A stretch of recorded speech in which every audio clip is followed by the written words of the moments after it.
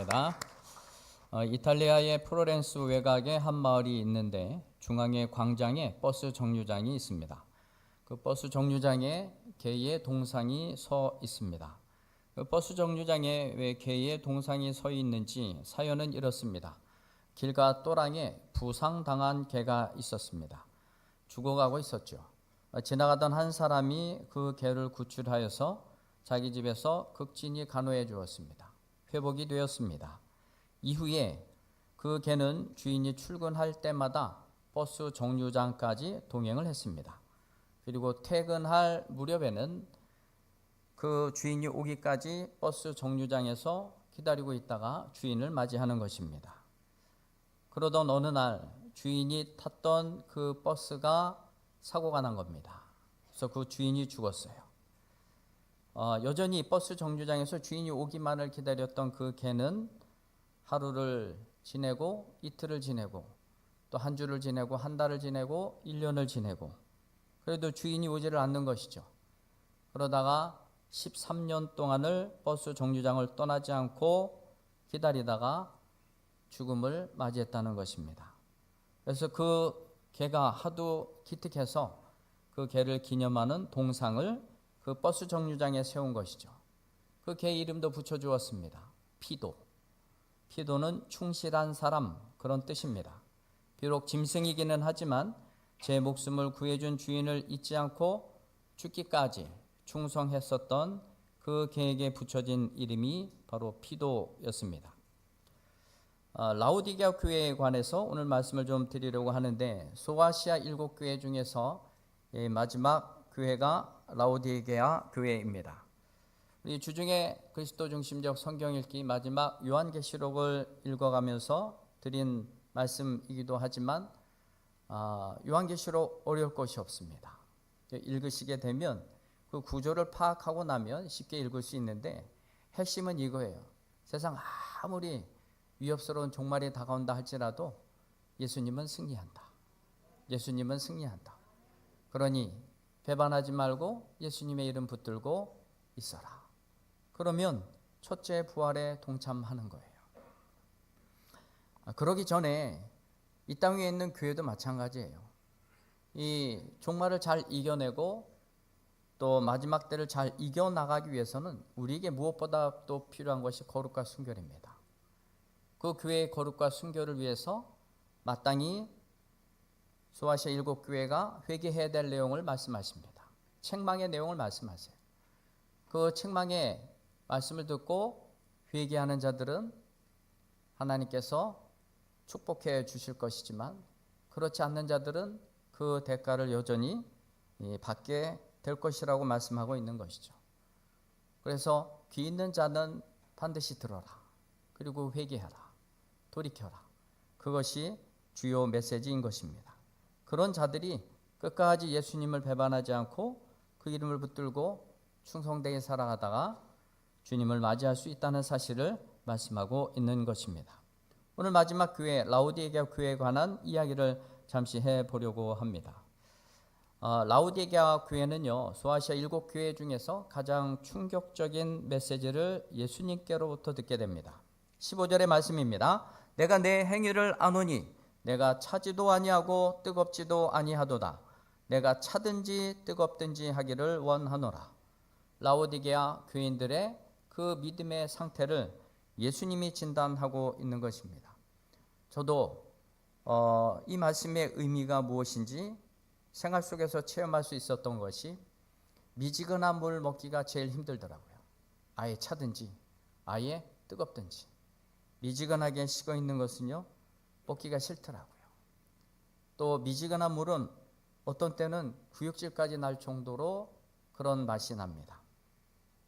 라오디게아 교회가 그렇다는 것이죠. 차지도 않고 뜨겁지도 않고 그 믿음이 예수님의 입장에서 볼 때는 구역질이 날 정도로 그런 믿음을 가지고 있었다는 것이죠. 그들의 영적 상태인 겁니다. 그들이 이해하기 쉽도록 예수님께서 왜 이런 표현을 쓰셨냐면 그 라오디게아 교회가 가지고 있는 그 지역이 가지고 있는 특징이 있습니다. 물을 끌어다 씁니다. 수로를 이용하여서 히에라폴리라고 하는 곳에서 뜨거운 물을 끌어다 씁니다. 온천이 잘 나거든요. 그리고 옆에 있는 또 마을 골로새 지방을 통해서 수로를 통해서 찬물을 공급받게 됩니다. 그럼 이 찬물이든지 뜨거운 물이든지 그 수로를 타고 라오디게아 지방으로 들어오게 되면 그 물이 다 미지근해져 있는 거예요. 그러니까 그 물을 먹을 때마다 그냥 찬 게 무엇인지 뜨거운 것이 무엇인지도 모른 채 그 물에 익숙해져 있는 것이죠. 그것을 놓고 라오디게아 교인들의 믿음의 상태를 진단한 것입니다. 너희들은 차지도 않고 뜨겁지도 않고 미지근한 상태이다. 불쾌감을 드러내는 것입니다. 역겨움을 드러내는 것입니다. 여러분, 라오디게아 교인들의 믿음이 왜 이렇게 차지도 않고 뜨겁지도 않고 뜻도 미지근할까요? 그것은 주님에 대한 신실함이었기 때문에 그렇습니다. 간단하게 얘기를 하자면 아멘이 없기 때문에 그래요. 하나님의 말씀에 대한 하나님의 그 행하심에 대한 신실한 아멘이 없기 때문에 그렇다는 사실입니다. 지금도 아멘 안 하시잖아요. 각 교회에 대해서 예수님께서 7교회를 향해서 말씀하실 때마다 그 교회의 특징에 맞는 예수님의 성품이 먼저 소개되고 있습니다. 예수님이 어떤 분인지 어떤 주권을 갖고 계신지에 대해서 미리 말씀하십니다. 그래서 각 교회에 해당하는 그 첫 절은 항상 예수님에 관한 모습이 묘사되어 있어요. 오늘도 14절의 말씀을 보면 예수님이 어떻게 소개가 되고 있냐면 라오디게아 교회의 사자에게 편지하라. 아멘이시요. 충성되고 참된 증인이시요. 하나님의 창조의 근본이신 이가 이르시되 아멘. 이것이 바로 진실하다, 충성되다, 신실하다 그런 뜻입니다. 주님은 아멘이십니다. 그리고 충성되고 참된 증인이십니다. 그리고 창조의 근본이시기도 하십니다.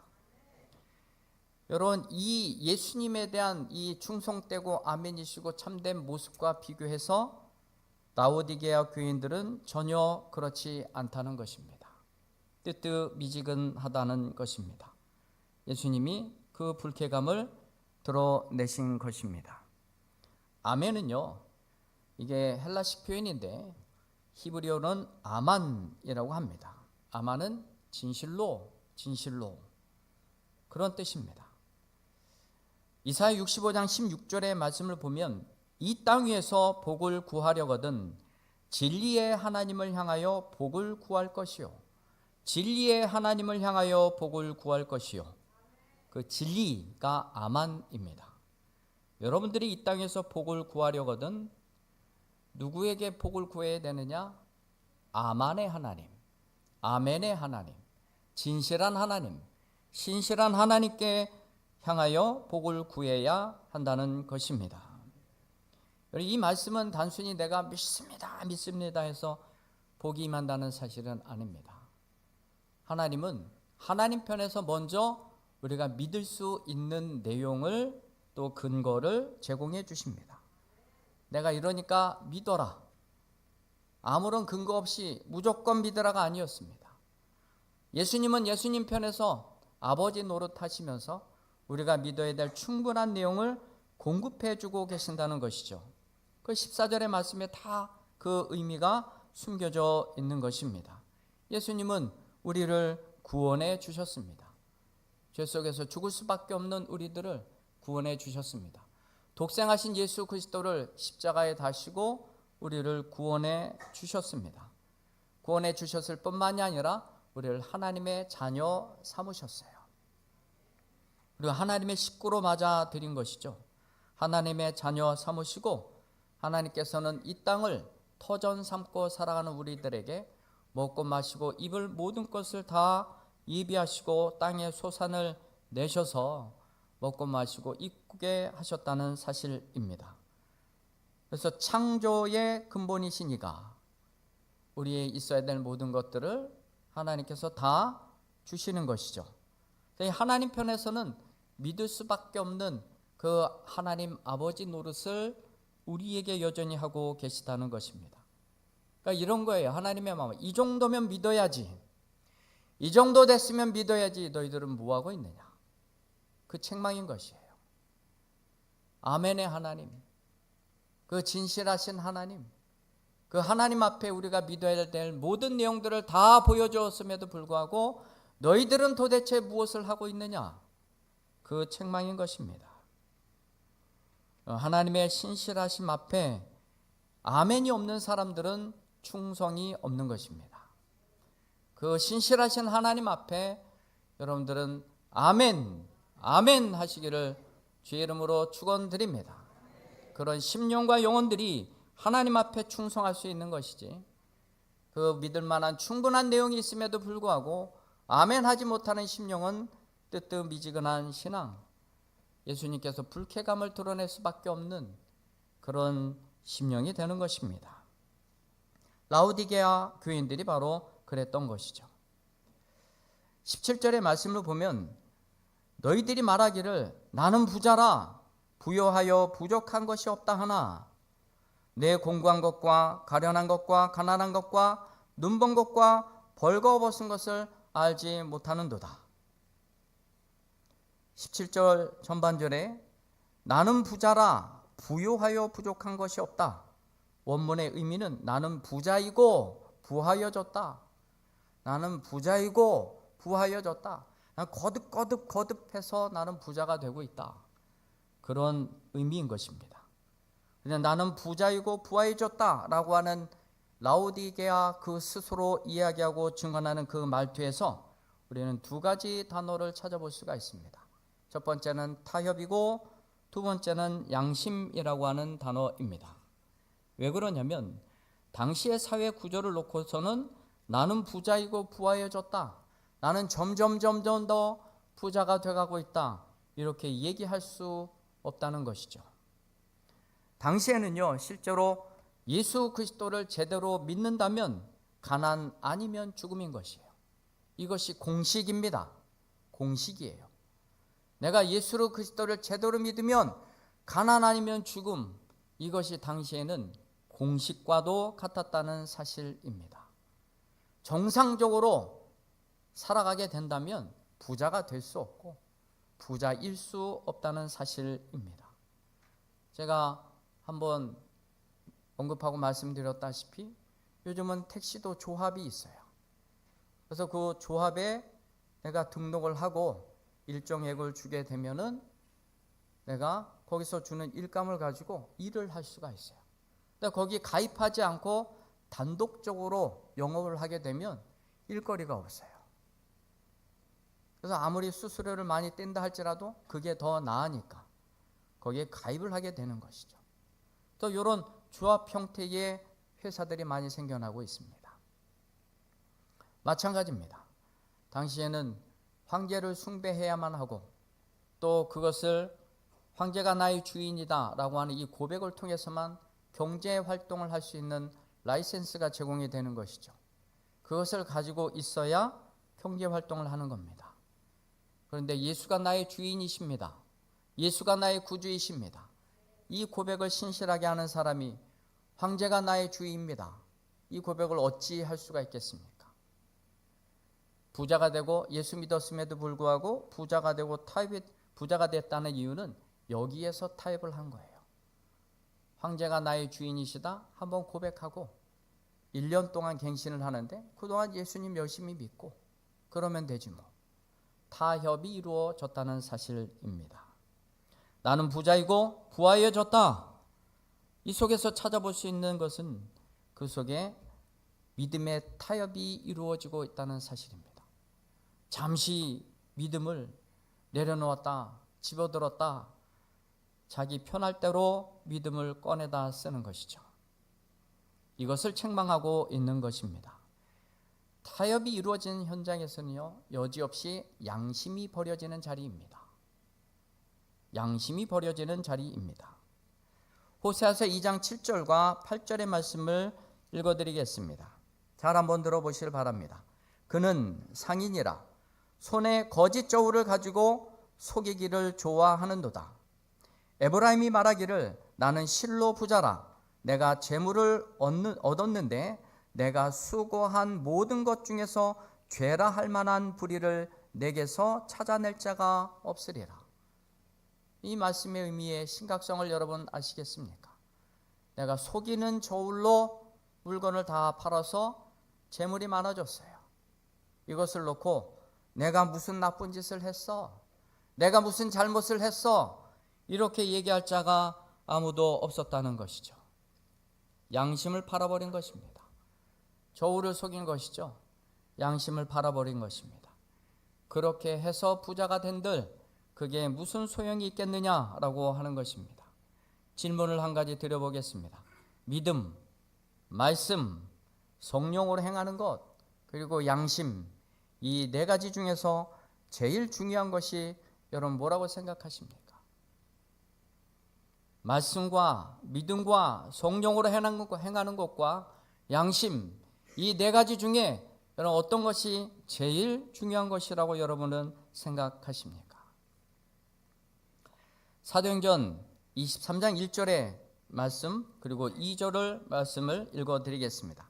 사도행전 23장 1절과 2절의 말씀입니다. 바울이 공회를 주목하여 이르되 여러분 형제들아 오늘까지 나는 범사에 양심을 따라 하나님을 섬겼노라 하거늘 대제사장 아나니아가 바울 곁에 서 있는 사람에게 그 입을 치라 명하니 사도 바울은요 그 공회원들 앞에서 70명이나 되는 바리새인들과 또 서기관들 70명의 그 공회원들 앞에서 증언을 하고 변증함에 있어서 이렇게 이야기합니다. 나는 범사에 양심을 따라 하나님을 섬겼노라. 범사의 모든 일에 양심을 따라서 하나님을 섬겼노라. 이때 아나니아가 대제사장 아나니아가 듣고 있다가 바울 주변에 있는 사람들에게 이야기합니다.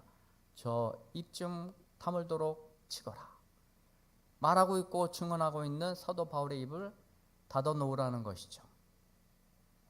여러분, 아나니아가 왜 사도 바울의 입을 치라고 명령했을까요? 양심이 찔린 겁니다. 양심이 찔린 거예요. 나는 범사의 양심을 따라 하나님을 섬겼노라. 그렇게 증언하는 사도 바울 앞에서 대제사장 아나니아는 자기 마음의 양심이 찔린 거예요. 그러니까 그 입을 더 이상 놀리지 못하도록 치라고 명령했던 것이죠. 사도 바울은요, 양심을 따라 하나님을 섬겼습니다. 그런 말씀, 믿음, 성령으로 행하는 것, 이거 외치는 자는 많습니다. 그러나 이것을 생동감 있게 만드는 것은 바로 양심입니다. 양심도 없는 사람이 믿음을 이야기하고 양심도 없는 사람이 말씀을 이야기한들 그것이 무엇이 먹힐 수 있겠습니까? 그래서 믿음, 말씀, 성령으로 외치고 하는 이 모든 것들의 가장 기본은 바로 양심이어야 된다는 것입니다. 왜 사도 바울은 나는 믿음을 따라 하나님을 섬겼노라 라고 이야기하지 않았을까요? 나는 말씀을 따라 하나님을 섬겼노라 왜 말하지 않았을까요? 사도 바울은 나는 양심을 따라 하나님을 섬겼노라. 그 양심이 순수하고 깨끗하고 거룩하고 순결해야 그 속에서 담겨진 말씀이 거룩해질 수 있는 것이고 그 믿음이 순결할 수 있다는 사실을 말씀하고 있는 것입니다. 양심이 버려지면 그가 이야기하는 믿음 의미 없습니다. 그가 이야기하고 있는 말씀 의미가 없는 것이죠. 디모데전서 4장 1절과 2절의 말씀을 읽어드리겠습니다. 그러나 성령이 밝히 말씀하시기를 후일에 어떤 사람들이 믿음에서 떠나 미혹하는 영과 귀신의 가르침을 따르리라 하셨으니 자기 양심이 화인을 맞아서 외식함으로 거짓말하는 자들이라. 양심의 화인을 맞은 사람들, 그 양심의 화인을 맞은 사람들은요, 그 귀를 사탄 마귀가 사로잡는 거예요. 그렇기 때문에 사탄이 미혹하고 거짓 영이 그리고 귀신이 이야기하면 다 따를 수밖에 없다는 것입니다. 양심의 화인을 맞다, 화인을 맞는다, 이 뜻이요 마비되었다는 것이에요. 선한 양심이 마비가 된 거예요. 하나님 앞에 화인을 맞은 자들은 마비가 되었기 때문에 그 속에 아무리 말씀이 던져지고 믿음이 던져진다 한들 의미가 없는 것이죠. 그들에게는 오직 거짓된 영과 귀신에게만 귀가 열려진 것이죠. 그래서 그 귀신의 말과 그 생각이 소울타이가 되는 거죠. 그래서 무엇이든지 이야기하는 대로 다 받아들여요. 그런 자들이 양심을 버리고 하나님을 떠나게 된 것입니다. 이 양심의 화인을 맞고 양심을 버린 자들이 아무리 주여 주여 한다 한들 여러분 예수님은 그들을 모른다라고 얘기하는 것이죠. 왜냐하면 그 속에 하나님의 말씀이 없는데요. 그 속에는 오직 받아들이는 것이라고 한 것은 귀신의 이야기와 거짓 영의 이야기만을 듣는데요. 마태복음 7장 22절과 23절의 말씀 여러분이 너무나도 잘 아시는 말씀이죠. 그날에 많은 사람들이 나더러 이르되 주여 주여 우리가 주의 이름으로 선지자 노릇을 하며 주의 이름으로 귀신을 쫓아내며 주의 이름으로 많은 권능을 행하지 아니하였나이까. 그때에 내가 그들에게 밝히 말하되 내가 너희를 도무지 알지 못하나니 불법을 행하는 자들아 내게서 떠나가라. 불법을 행하는 자들아 내게서 떠나가라. 불법을 행하는 자들아, 원문의 의미는 너희들은 내 손을 떠났다, 그 의미를 가지고 있습니다. 지금 양심의 화인을 맞고 그럼에도 불구하고 주께서 들으실 것이라고 착각하여 주여 주여 하는 자들, 그런 자들은 이미 하나님의 손을 떠난 것입니다. 예수님의 손을 떠난 것입니다. 아직 안 끝났습니다. 베드로전서 3장 21절에는요. 선한 양심이 하나님을 향하여 찾아간다. 선한 양심이 있어야 돼요. 그래야 하나님을 찾게 되어 있습니다. 사도 바울이 내가 선한 양심을 따라 하나님을 섬겼노라. 그 선한 양심이 믿음과 그리고 말씀과 성령으로 안내해 가는 것입니다. 로마서 1장에 보십시오. 양심이 버려진 사람들 어떻게 하나? 하나님의 형상을 썩어질 버러지의 형상으로 만들어놔요. 양심이 썩어진 것이죠. 하나님을 알아요. 그런데 썩어질 버러지의 형상으로 만들어 놓는 것입니다. 하나님을 찾는 것, 그것은 믿음이 아닙니다. 하나님을 찾는 것, 말씀이 아닙니다. 선한 양심입니다. 사도 바울은요, 그 선한 양심을 가지고 하나님을 섬겼다고 말씀하고 있습니다. 우리 순수한 신앙과 순수한 양심이 하나님의 말씀으로 인도해 가고, 우리의 순수한 신앙과 양심이 믿음으로 인도해 가고, 성령의 음성을 제대로 듣도록 인도해 간다는 것입니다. 디모데전서 3장 9절의 말씀입니다. 깨끗한 양심에 믿음의 비밀을 가진 자라야 한다. 깨끗한 양심이 먼저 언급되고 있습니다. 그 깨끗한 양심에 믿음의 비밀을 가진 자이어야 직분자로 세워질 수 있다라고 하는 것입니다. 양심이 더러워서는 결코 하나님 앞에 온전한 믿음으로 살아갈 수 없다는 사실을 말씀하고 있습니다. 욥은요 27장 5절에 내가 죽기 전에는 나의 이 순전함, 나의 이 온전함 버리지 않겠습니다. 욥은요 그렇게 고백을 했어요. 내가 죽기 전까지는 나의 순전함과 나의 온전함을 버리지 않겠습니다. 하나님을 향한 내 양심 버리지 않겠습니다. 그런 뜻이죠. 양심이 죽었는데 무슨 믿음이 필요할 것이며, 양심이 죽었는데 무슨 말씀이 필요할 것이며, 양심이 죽었는데 무슨 성령의 음성이 들리겠습니까? 그러니 타협이나 하고 있는 것이죠. 그래서 부자이고 부하여진들, 그것이 무슨 의미가 있겠습니까? 여러분, 양심이 순전해지기를 주님의 이름으로 축원드립니다. 양심을 버리고 타협하는 인생이 되지 않고 하나님 기뻐하시는 충실한 믿음을 갖기를 주님의 이름으로 축원드립니다. 사도 바울과 같이 양심을 따라 하나님을 잘 섬기기를 주님의 이름으로 축원드립니다. 여러분, 예수님께서 원하시는 태도가 있습니다. 깨끗한 양심과 순전한 양심을 가지고 우리는 예수님을 똑바로 보아야 할 줄 믿습니다. 우리의 삶을, 나의 삶의 위치를 똑바로 바라봐야 될 줄 믿습니다. 17절 하반절의 말씀입니다. 내 공고한 것과 가련한 것과 가난한 것과 눈먼 것과 벌거벗은 것을 알지 못하는도다. 예수님은 내가 부자라고 하기는 하지만 너희가 오히려 공고하고 가련하고 가난하고 눈 멀고 그리고 헐벗은 것을 너희들 똑바로 봐야 된다. 똑바로 봐야 된다. 그 얘기인 거예요. 원문에는요, 너가 강조가 되어 있습니다. 바로 너가 공고한 것과 바로 너가 가난한 것과 바로 너가 눈먼 것과 바로 너가 벌거벗은 것을 너희는 알지 못하는도다. 그것을 똑바로 봐. 옆에 있는 분들 한번 보실까요? 손가락 가지고 이렇게 똑바로 싸우지 마시고 너가 강조가 되어 있어요. 예수님께서 원하시는 태도, 순전한 믿음과 깨끗한 양심을 가지고 똑바로 바라보라는 것이에요. 그리고 마땅히 사야 될 것을 사라. 18절의 말씀입니다. 내가 너를 권하노니 내게서 불로 연단한 금을 사서 부요하게 하고 흰 옷을 사서 입어 벌거벗은 수치를 보이지 않게 하고 안약을 사서 눈에 발라보게 하라. 여러분, 불로 연단한 금을 사라. 너희들이 그렇게 부유하고 부하여졌다. 너희들이 그렇게 돈이 많어? 그럼 불로 연단한 금을 사서 똑바로 한번 봐라. 그리고 안약을 사서 눈에 발라 똑바로 봐라. 그런 것이죠.